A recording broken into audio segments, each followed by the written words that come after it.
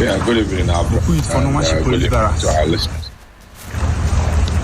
So it's good to have you. First of all, let me find out from you what this particular development really means for the economic development and the growth, in fact, the recovery that this administration is on.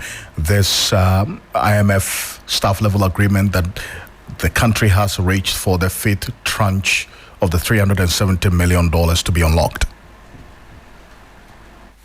This is a good signal, to the entire, economy, and then also, I would say, to the investors who are looking at the economic dynamics of Ghana, and then possibly take their decision, going forward as far as the Ghanaian economy is concerned.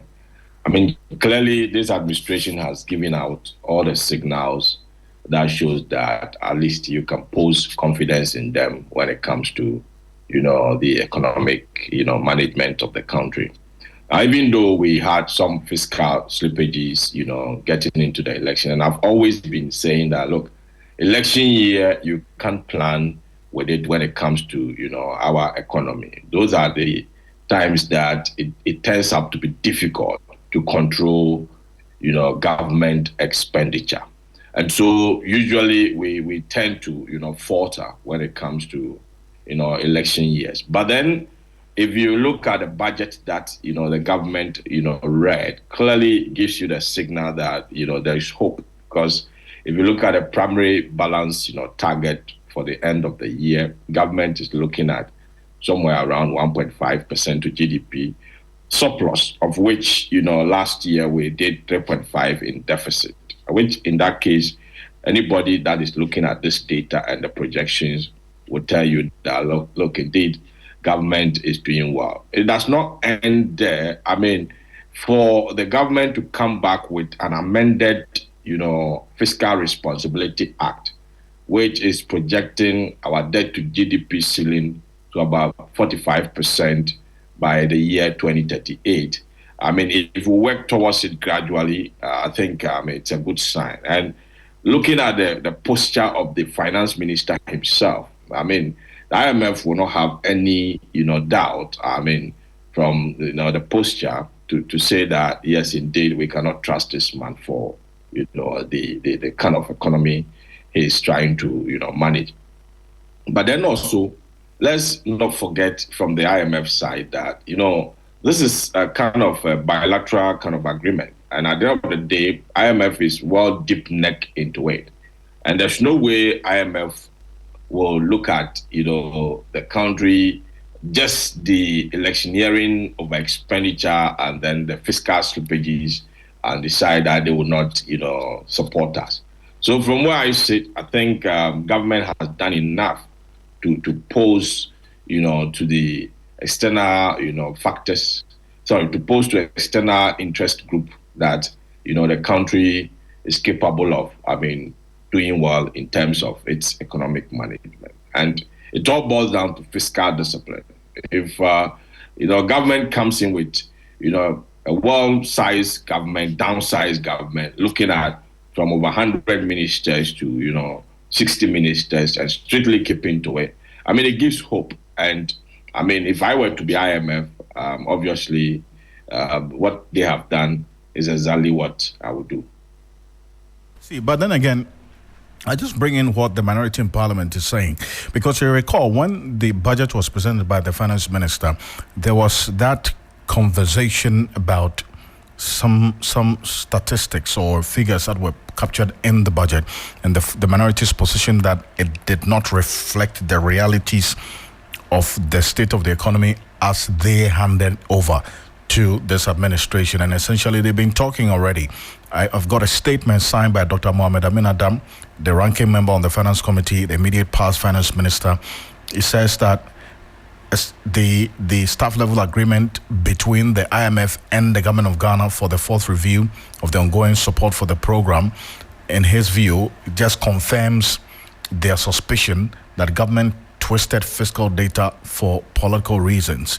And that staff level agreement has confirmed their suspicions to the effect that the president and by extension the finance minister making the claim about the GDP growth rate as of end of 2024, and then also the inflation rate as was captured in the budget, in their view, just confirms the fact that it was just about politics. That whilst the finance minister in the 2025 budget announced the primary fiscal deficit on a commitment basis, that's the fiscal anchor of the IMF program, to be 3.9% of GDP, the IMF found it to be 3.25%, a difference of 0.7% of GDP. This, they say, is notwithstanding that the IMF itself departed from their own definition of the primary fiscal balance as defined in the technical memorandum of understanding reached at the beginning of the program. So essentially, they see all of this as a propaganda agenda that led to this agreement in the first place. Yeah, well, we may have to appreciate, the lenses that are being used to project the data out there for myself and you sitting here as third parties. We're talking about a particular regime that was sitting by the data, and IMF never disputed the fact that, the economy grew, above target, in the last year's economic data. But then clearly they also appreciate that there has been some kind of, fiscal, mismanagement when it comes to some, details within, the economic space. So effectively, we have to look at the net lenses, and we should understand that once it's politics, parties will play, the numbers that will, suit them as it's supposed to be.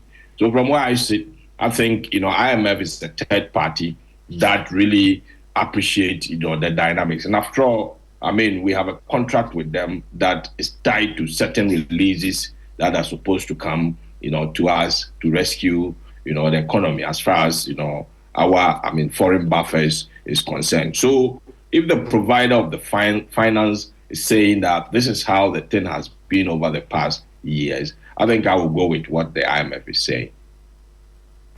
But then again, we are looking at these concerns plus the government's own target for the fiscal year 2025.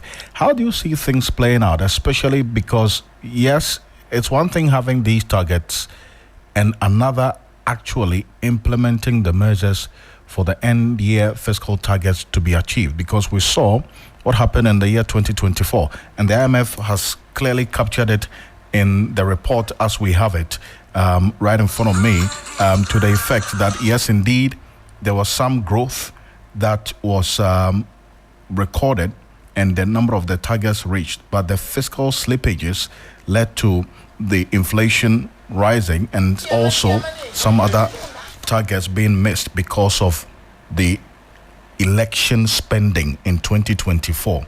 How do you see things playing out by end of year this year? Not able to hit most of our targets, by the end of the year, then probably I will attribute that to how deep, the fiscal slippages were during the election campaign.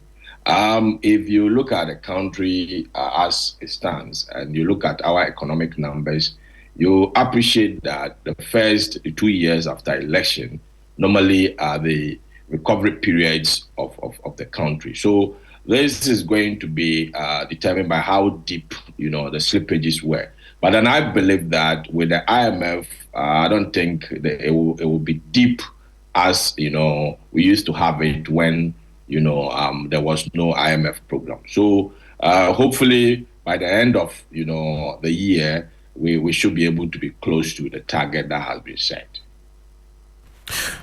Professor Lord Mensah, I appreciate you for this. Thank you so much for joining us here on Hot Edition on 3FM 92.7.